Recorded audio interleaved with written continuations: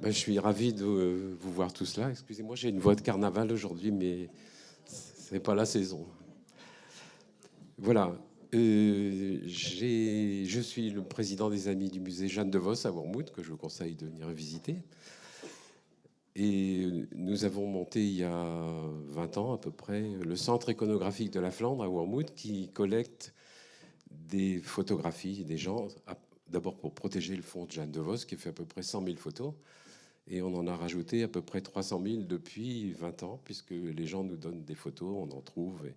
Et on s'est mis à numériser des films il y a déjà 5 ans, grâce à l'association Archipop, qui est une association qui est située à Beauvais et qui, je vous conseille d'aller sur le site d'Archipop, qui est vraiment merveilleux parce qu'il y a beaucoup de films d'amateurs, des choses complètement inconnues. Et il y a sûrement aussi encore des choses sur Cassel. Il n'y a pas plus tard que tout à l'heure, il y a encore une dame qui m'a donné un film à numériser. Donc surtout, faites vos fonds de tiroir et trouvez-nous des archives. J'avais donc la famille Ballois, Madame Ballois, Françoise Ballois, dont les beaux-parents habitaient Cassel en tant qu'horloger bijoutier pendant la guerre et à Bergue. C'était des cinéastes acharnés. Et ils ont filmé Bergue, Cassel, juste après la guerre. Et Madame Ballois m'a confié ces films il y a quelques années, euh, dans, le, dans le souci de conserver. Et quand j'ai montré ça à Stéphane et à toute l'équipe de l'Harmonie, ils sont tombés faibles tout de suite sur ces films en disant nous, on va les sonoriser. Comme j'avais un projet financé par la DRAC de sonorisation de films inédits et anciens, et c'est une chose qu'on fait rarement, ça tombait bien. Je crois qu'il savait pas trop, enfin il savait ce qu'il voulait faire, mais il se rendait pas bien compte au départ de l'importance du travail que ça représentait, puisque ça leur a coûté à peu près une centaine d'heures de travail. Et vous verrez que c'est... Tout à l'heure, Stéphane vous expliquera comment il a fait, c'est vraiment merveilleux. Alors vous y verrez la libération de Cassel, les fêtes de la libération, et ensuite plusieurs carnavals. Et j'espère que vous allez reconnaître des gens. Alors moi, je dois remercier Stéphane Delobel, hein, Ludovic Bellin, Ludovic Bellin, parce que lui a fait des recherches historiques.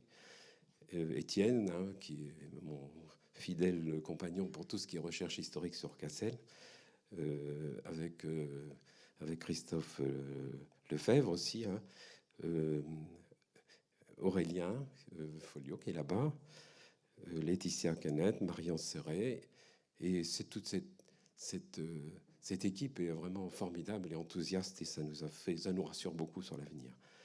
Bien sûr, on remercie Madame Françoise Ballois qui pense à nous en ce moment.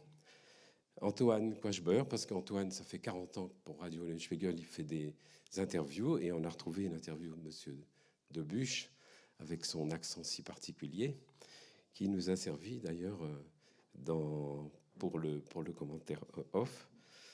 Et puis, bien sûr, Archipop, hein, qui fait un travail tout à fait d'utilité publique. La DRAC, qui a financé en partie ce travail. Le département du Nord, parce que vous savez que on est dans le réseau Muséa, les amis du musée Jeanne de Vos. En ce moment, on a une exposition qui se termine à Herzl au Café des Orgues. Hein, ça va rappeler des souvenirs à ceux qui aiment danser.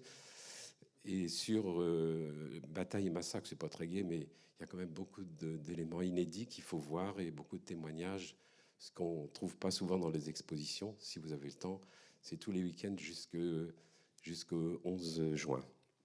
Voilà. Et puis je remercie Aurélien qui a conçu l'affiche et l'imprimerie Paco qui nous a fait cadeau des affiches que vous voyez là. Voilà. J'espère que j'ai rien oublié. Surtout, n'hésitez pas à nous en parler après, hein, si vous avez reconnu quelqu'un, si vous avez des films ou des photos cachées dans un tiroir, on s'en occupe. Je vais passer la parole à Étienne, parce qu'il faut quand même faire de l'histoire. Hein.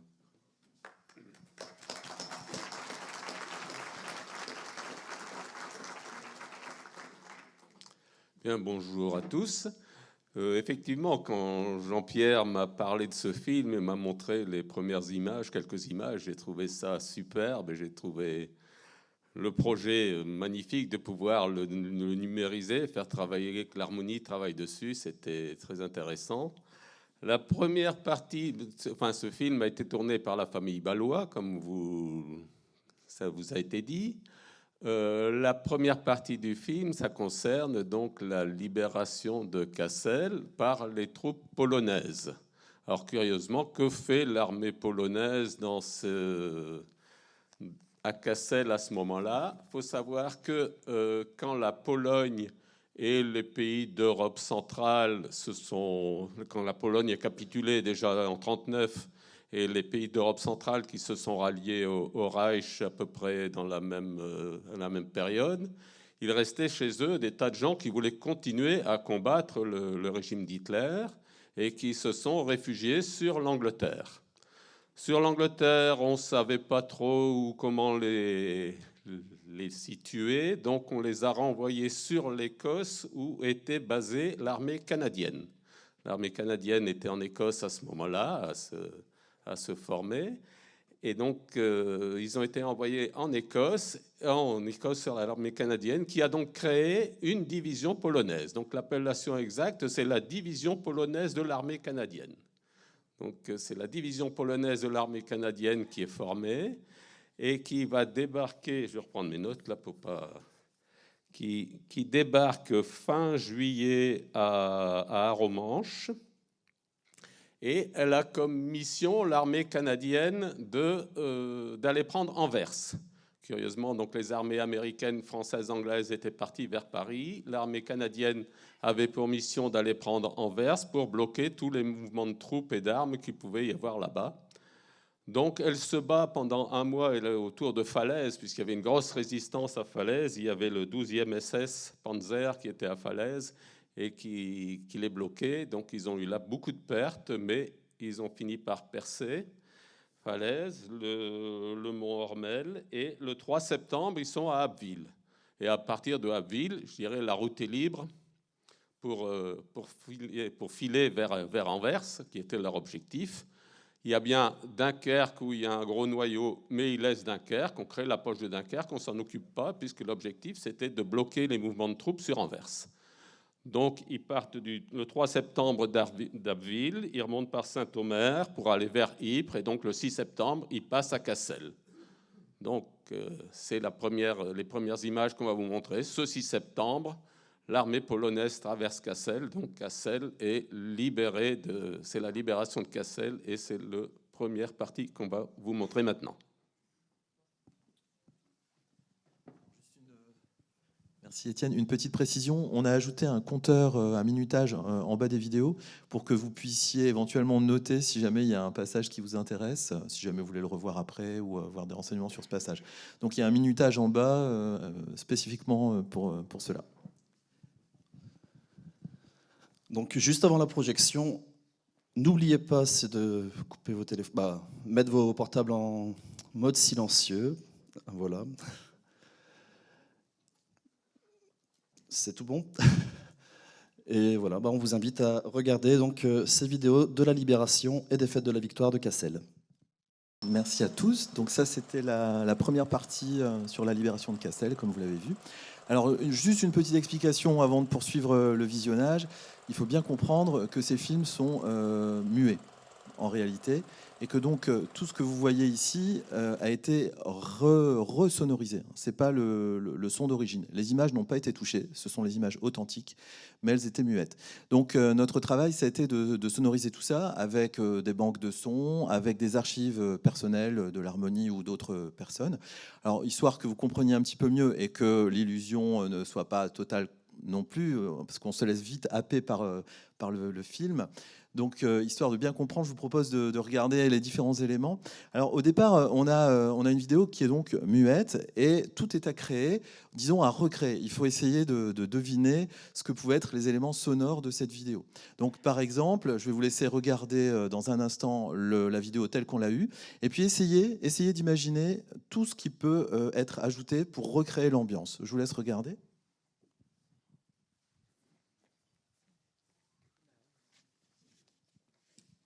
Alors, essayez de deviner l'ambiance, le morceau, un peu tout. Qu'est-ce que c'est ?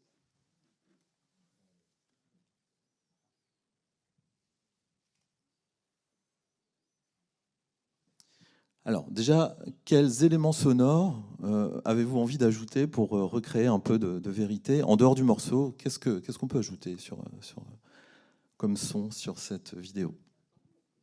Alors, les tambours, effectivement, qui font partie du morceau, mais en dehors de la musique. Qu'est-ce qui se passe? Les bruits de pas, dans la neige. Bonne réponse. On va ajouter des bruits de pas dans la neige. C'est parti.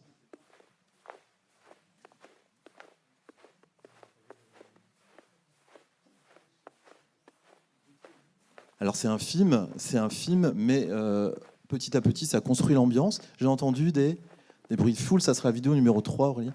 Donc des bruits de foule. Écoutez, on va ajouter des bruits de foule. Alors ça, c'est la 2, celle-là. Donc ça, on a ajouté du vent, écoutez.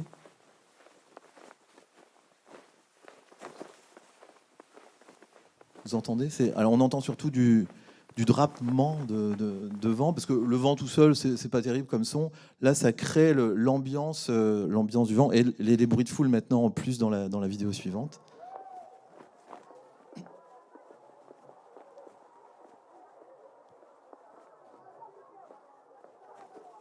C'est déjà mieux.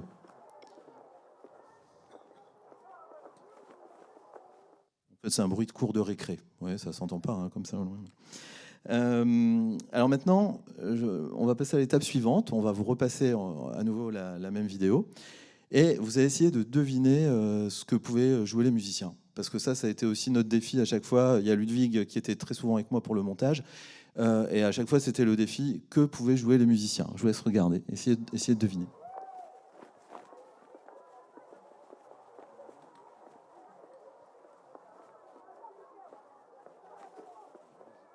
Ah, ça pourrait être l'heureuse, mais quand on regarde bien, le tempo du morceau, la vitesse, quand on regarde les coups de grosse caisse, quand on regarde surtout ce qui nous a mis la puce à l'oreille, c'est le trombone. Je ne sais pas si on peut la revoir juste une fois, Aurélien, c'est la même. Essayez de voir. Regardez le trombone.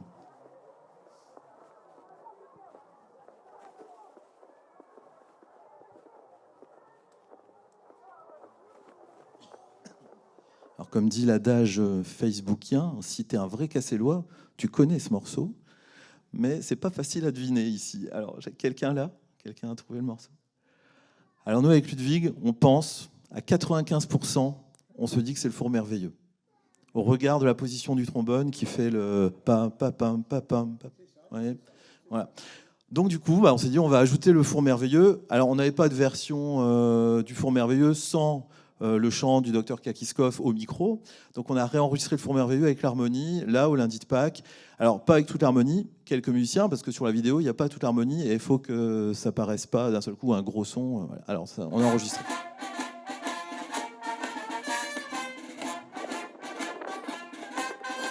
Il y a du vrai vent là.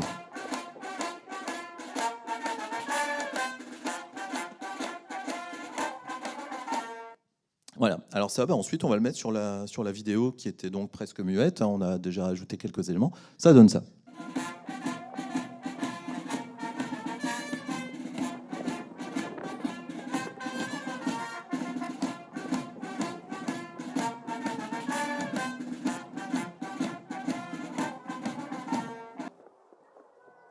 Alors c'est pas mal, mais ça va pas tout à fait, qu'est-ce qui va pas? Il y a un petit contretemps. Déjà, la musique finit avant. C'est trop rapide par rapport au pas. Donc là, travail suivant, trouver le bon tempo. Alors là, trouver le bon tempo, on est sur le banc de montage et puis on doit accélérer, ralentir. On procède par dichotomie, vous voyez, on va un petit peu au-dessus, un petit peu en dessous, un petit peu au-dessus, un petit peu en dessous, puis on s'approche de la vérité. Et donc là, il fallait régler le tempo à 90% pour que ça colle. Alors là, vous allez voir, regardez bien les pas et la grosse caisse, vous allez voir, ça colle à merveille.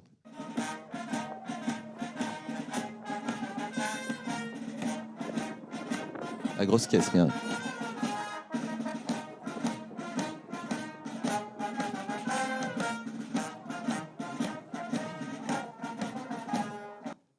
En même temps, on a ajouté un petit panoramique droite-gauche parce que la musique vient de la droite vers la gauche. Donc, dans les enceintes, on a glissé un peu de la droite vers la gauche pour créer encore un peu plus d'illusion.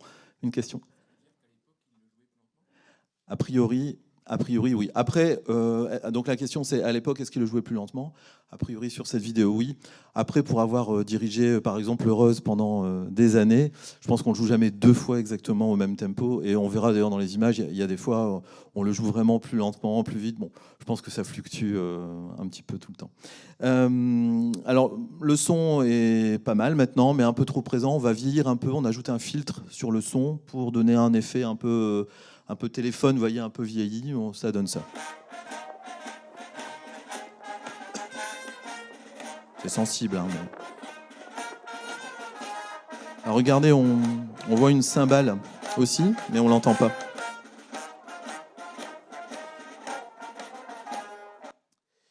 Voilà, on a une cymbale dans la vidéo, mais on l'entend pas. Donc, bon, ben, nous, on n'avait pas de cymbale. Oui.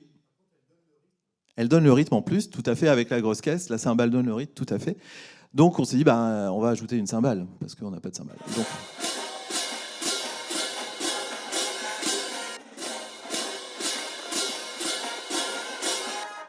bon, évidemment, ça va pas. Hein. On a trouvé une cymbale sur Internet. Parce que forcément, à chaque fois, on peut pas, à chaque fois qu'on se voyait avec Ludwig pour faire du montage, on peut pas monopoliser tous les musiciens à chaque coup. Donc, on a trouvé une cymbale sur Internet, ça va pas. Bon, ben, c'est pas grave, on va régler le tempo. Alors là, tenez-vous bien, pour que ça colle parfaitement, on en a bavé. C'est 92,77% du tempo initial. Et ça donne ça, du coup. Observez la cymbale.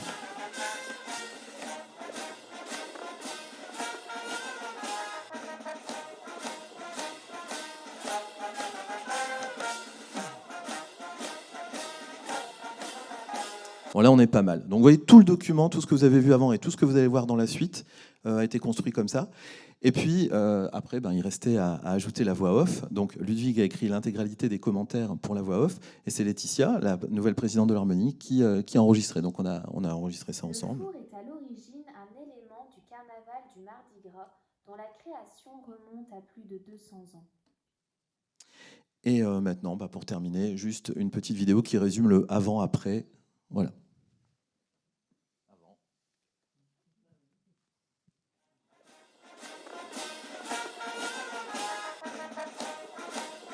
Le four est à l'origine un élément du carnaval du Mardi Gras, dont la création remonte à plus de 200 ans. Voilà, donc maintenant on va vous laisser regarder la deuxième partie. C'est donc le Mardi Gras 1946. Voilà.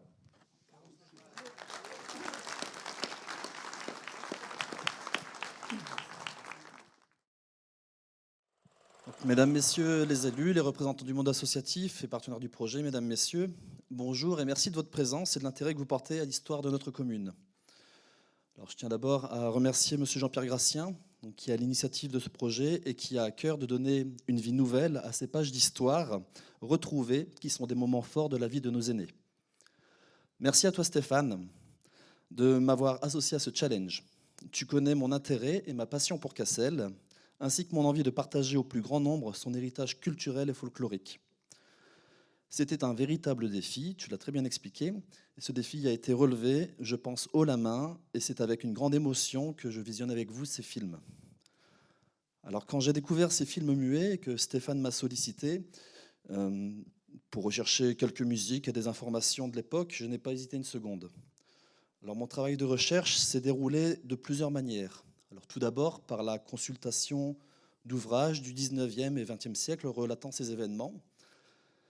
Puis, technologie oblige, j'ai réalisé de nombreuses trouvailles sur Internet, donc via les sites d'archives en ligne, comme la Bibliothèque nationale de France. Alors, il y a aussi la méthode beaucoup plus traditionnelle et fastidieuse, mais aussi enrichissante, avec de nombreuses journées passées aux archives de l'Indicateur à feuilleter nos anciens journaux. Et à ce sujet, je voudrais remercier nos journalistes locaux, Cathy et Guylain Duhaut, qui sont dans l'ombre, mais sont toujours présents, et grâce à qui j'ai pu accéder à ce trésor des archives. L'Indicateur, c'est l'un des plus vieux journaux de France. Sa première édition, elle date de 1832. Et de pouvoir consulter ces revues de presse, qui ont presque 200 ans, m'a procuré vraiment de grandes émotions.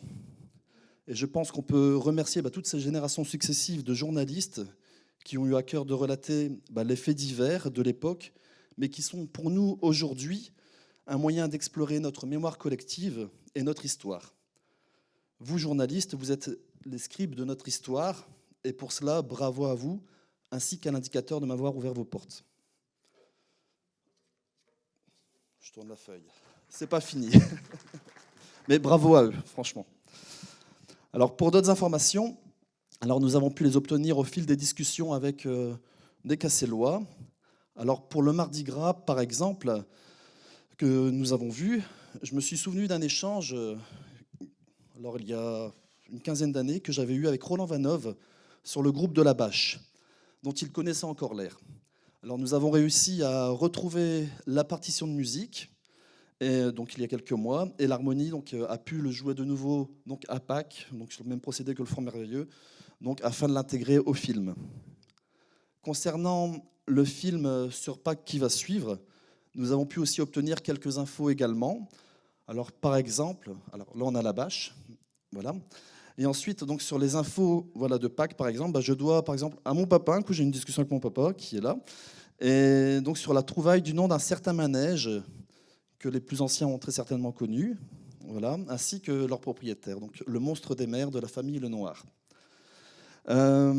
Des échanges aussi sur Facebook, donc nous ont permis d'identifier certaines personnes. Donc Sylviane, elle avait reconnu aussi certains visages cassellois. Voilà, et vous en verrez plein d'autres. J'espère que vous reconnaîtrez plein d'autres après. Un élément important que vous avez pu remarquer et que de nombreux anciens cassellois ont toujours souligné, c'est l'importance de l'intrigue.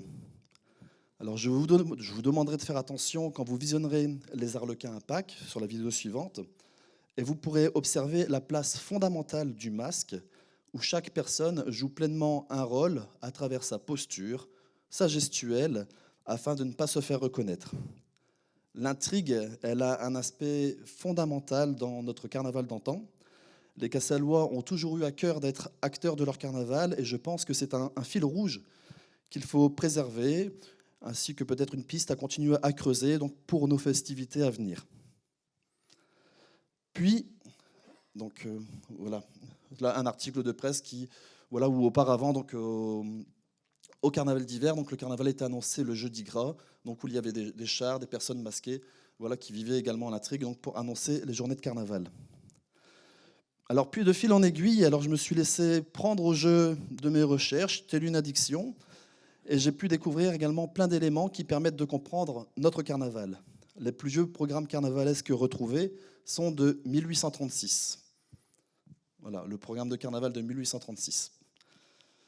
Sur ces différents programmes, par exemple, et par le biais de recherches parallèles, on découvre par exemple le sens de la promenade des Arlequins, que Laetitia vous expliquera donc dans la vidéo suivante. On y apprend, voilà, le programme de 1873. On y apprend également que l'existence d'un géant à Cassel, elle remonte à plus de 400 ans, et que cette figure protectrice représenterait Robert le Frison qui a défendu Cassel. Le géant a été détruit à la Révolution française, puis il a été reconstruit ensuite par Bavkop en 1827. Et sur de nombreux programmes, dont celui d'avant de 1836, Rose Papa, donc le Rose Papa qu'on connaît actuellement, donc sur le programme, il est appelé Robert le Frison, comte de Flandre. Puis, sur les programmes du 19e siècle, on découvre également aussi que les archers de la Saint-Sébastien, je vois Régis qui est présent, je lui en ai déjà parlé, les archers de la Saint-Sébastien, qui est la plus vieille confrérie de Cassel, elle a plus de 550 ans, je pense, Régis 1446. Voilà, les archers faisaient partie de la garde d'honneur du géant à l'occasion du carnaval de Cassel. La presse du 19e et 20e siècle nous dévoile également plein d'anecdotes, comme les anciens chars, comme le Pannekoukhuis par exemple, le char de Gambrinus, l'histoire du Roselide avec M. Takoun, les origines du réveil. Mais ça, c'est un autre sujet, et on pourra peut-être en parler plus tard à l'occasion peut-être des carnavals à venir. Pour l'écriture des différentes voix off que vous narre Laetitia, c'était également un travail assez conséquent. Et que ce soit pour la Libération ou les carnavals, il fallait retrouver donc via les archives de presse comment ces journées s'étaient déroulées, étape par étape, pour pouvoir vous la raconter ensuite de la manière la plus attrayante et la plus cohérente possible. Il fallait une coordination parfaite avec l'image et le travail sonore réalisé par Stéphane, tout en essayant de tenir compte du moindre petit détail. tout en calant le texte écrit donc sur un certain laps de temps. On calcule aussi la durée des textes, et pour que l'ensemble donc trouve une certaine cohérence. Pour conclure, donc, ces pages d'histoire sont notre héritage. Et un coup, ce que j'avais dit à Guilain, c'est que notre héritage, ça se partage. Et notre rôle dans l'histoire, c'est de pouvoir apporter donc notre pierre à l'édifice, et nous avons pour mission de pouvoir transmettre cette histoire aux générations futures. Alors faisons en sorte que notre histoire soit toujours la plus belle possible à travers notre culture, notre patrimoine, nos festivités, et à travers notre envie de vivre ensemble au-delà de nos différences et en défendant toujours la paix qui reste si fragile. Je vous remercie, et ensemble maintenant je vous invite à regarder donc le film donc du lundi de Pâques 1947-1948. Merci.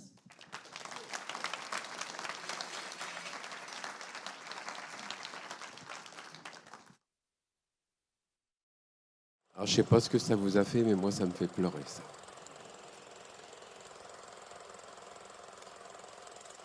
Il faut reconnaître que Claude Valois, c'est un très bon cinéaste.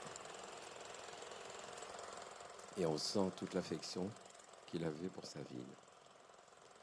Alors maintenant, on va regarder quelque chose de... On va voir qu'il y avait du brouillard aussi à Cassel, hein, et puis qu'il y avait d'autres festivités où il y avait aussi beaucoup de monde et une grande solennité. Je pense qu'il y a quand même des gens qui se reconnaîtront ou qui reconnaîtront qu'à l'époque, on savait s'amuser et on savait aussi vivre en société par la religion. Hein, c'était très important.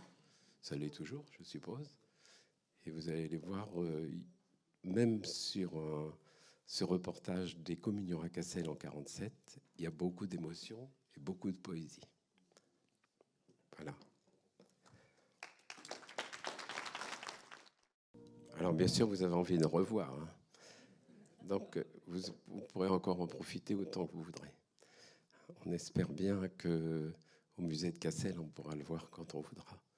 Et puis, d'ici là, parce qu'on doit attendre un petit peu compte tenu des droits qu'on a, Stéphane et puis Laetitia vont vous organiser, et Étienne, quelques projections.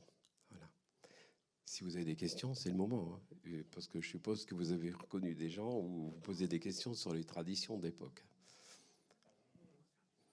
Alors moi, je ne pourrais pas répondre sur le carnaval de Cassel. Hein. Je le connais, mais comme tout le monde, quoi.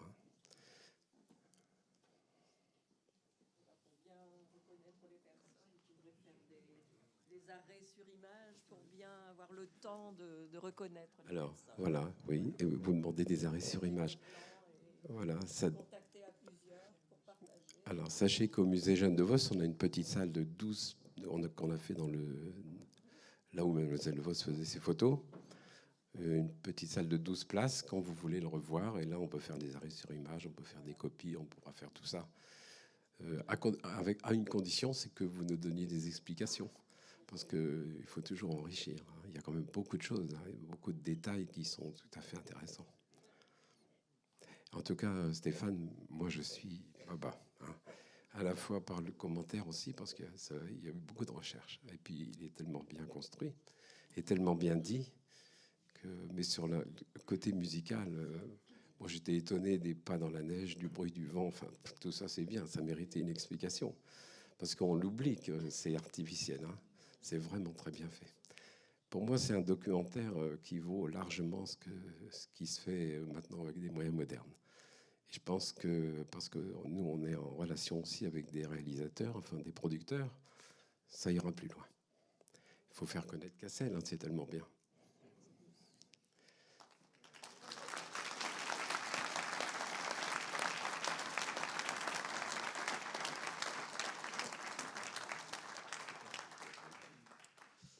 Merci Jean-Pierre. Ben voilà, je voulais juste remercier à mon tour Jean-Pierre Gracien parce que quand il nous a contactés, nous on ne savait pas du tout de quoi il s'agissait. Et puis donc on est allé au musée Jeanne de Vos, dans la petite salle de cinéma. Effectivement, on a découvert ces images muettes. Et on s'est dit, c'est des images fantastiques. Et donc Jean-Pierre nous a dit, ça serait bien de les sonoriser. On ne savait pas du tout exactement ce à quoi on s'attendait, enfin où on s'engageait, vous non plus. Et puis on a dit, ok, on va le faire. On a un petit peu l'habitude de faire des montages vidéo pour l'harmonie, donc on a dit, on va faire ça. Et voilà. Et alors Jean-Pierre disait, et c'est vrai, c'est artificiel puisque c'est pas le son d'origine. Alors vous avez vu, il devait quand même y avoir une prise de son à l'origine qui n'a pas été retrouvée parce qu'on a vu dans le générique de fin, prise de son, commentaire. Donc ça, on l'a pas. Donc c'est vrai que c'est artificiel et en même temps c'est authentique parce que c'est le vrai carnaval cassellois. Tous les sons que vous avez entendus viennent le jour du carnaval. Hein. Ce sont les sons de la Grand Place, c'est sur la Grand Place. Je pense qu'il y a même sans doute le groupe des Indiens de cette année qui s'est reconnu. Donc voilà, on s'est dit en même temps ça fera un petit hommage aussi. Il y a quelques anachronismes volontaires, en particulier un d'ailleurs dont je vous ai pas parlé, Jean-Pierre. Il y a un moment on voit les ballerines de Neuve-Église qui dansent et il y a un air qui est joué en même temps. Donc cet air ne pouvait pas exister à l'époque puisque cet air, c'est moi qui l'ai écrit, c'est l'air du géant Éloi de Winzel. On m'a demandé il y a 5 ans d'écrire l'air du géant. Donc j'ai écrit un air de géant. Et en fait, quand on a regardé avec Ludwig, c'était un morceau un peu ternaire dans la danse. On s'est dit, mais ça colle parfaitement. Donc on a mis ça. C'est un léger anachronisme, mais en même temps, c'était rigolo d'utiliser ça. Sinon, tout le reste est authentique. Le Reuse, c'est le Reuse. Le four, c'est le four merveilleux. Voilà, on s'est retrouvé avec Ludwig ou avec Marion à chanter dans le bureau pour faire l'air du four. On entend les petites voix au loin. On a enregistré les jeunes de l'harmonie qui chantaient aussi l'air des Arlequins un vendredi soir en répétition. On a utilisé un petit morceau. Vous avez dû entendre des gamins chanter à un moment. Bon, c'était eux. Voilà. Donc merci à toute l'équipe. On s'est échangé beaucoup de mails. On a beaucoup travaillé. C'était super intéressant. Merci aussi à Laetitia qui a enregistré toutes les voix off que Ludwig avait écrites. Ludwig a fait un travail fantastique, vous vous en êtes rendu compte, de recherche et d'écriture de commentaires. Merci à Aurélien qui a encodé les vidéos, encore cette nuit d'ailleurs, et qui a mis en place la salle, qui gère la diffusion aujourd'hui, qui s'était occupé des affiches. Voilà. Merci à Étienne aussi pour toutes les recherches, tout le travail historique, et Jean-Pierre pour tout le reste. Voilà. Merci de votre présence.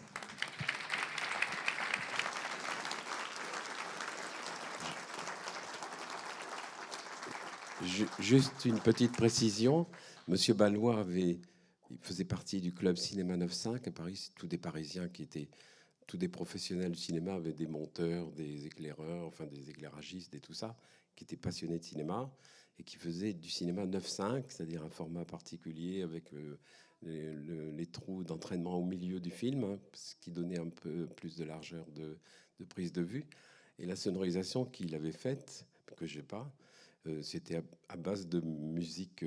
C'est un film qui avait été présenté une fois à un festival du cinéma 9.5 à Bergue, il y a très longtemps, en 87 ou 88. Et c'est là que j'avais vu ce film, et il m'était resté en tête, et j'ai pu le récupérer 40 ans après. Hein, voilà. Donc, parce qu'il me paraissait tellement beau, mais j'avais vu que la partie libération, et surtout, ce qui était pour moi très émouvant, le jour de l'armistice, où ils sont allés chercher le Reuse, quoi. Voilà, merci.